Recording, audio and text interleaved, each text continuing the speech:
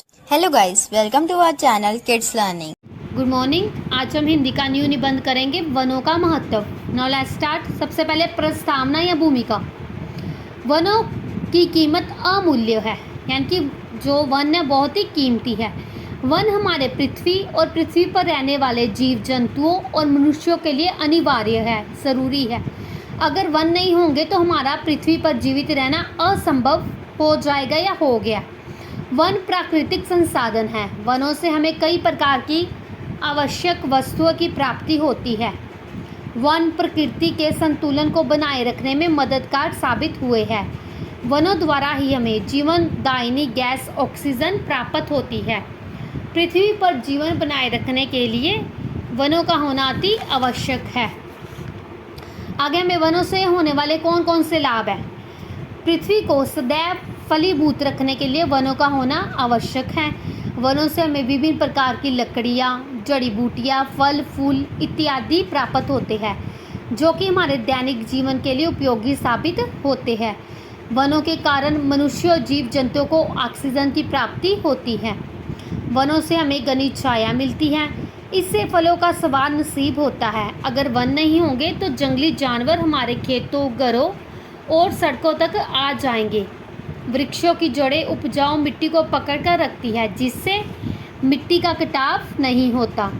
मिट्टी का कटाव ज़्यादातर बाढ़ के समय होता है। अगर वृक्ष नहीं होंगे तो बारिश की मात्रा में कमी आएगी।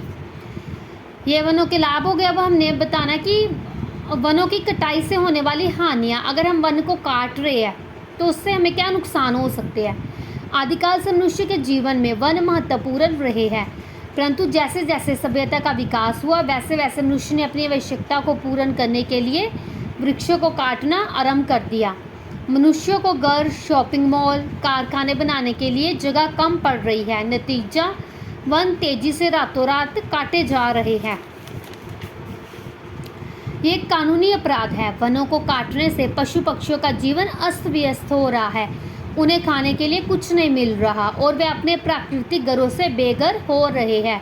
वृक्षों के कारण ही बारिश का आगमन होता है। वृक्ष नहीं रहे तो बारिश का सारा जल समुद्र में चला जाएगा। वृक्षों को गैर कानूनी तरीके से काटने की कुप्रथा को रोकने के लिए सरकार ने कुछ नियम बनाए हैं, जिसके अंतर्गत अपराधी को सख्त सज़ा मिल सकती है। यानी कि जो नियम बनाए हैं, अगर उन नियमों को तोड़ा जाएगा तो जो इन नियमों को तोड़ेगा उनको सज़ा मिलेगी सरकार के द्वारा। ठीक है। निष्कर्ष क्या, अगर वृक्ष नहीं रहेंगे तो हम भी नहीं बचेंगे। पृथ्वी पर प्राकृतिक संतुलन की गौर आवश्यकता है, यानी कि बैलेंस बनाने की। वृक्षों को काटने से जंगली हाथी हमारे खेतों और घरों में घुसकर तांडव मचाते हैं।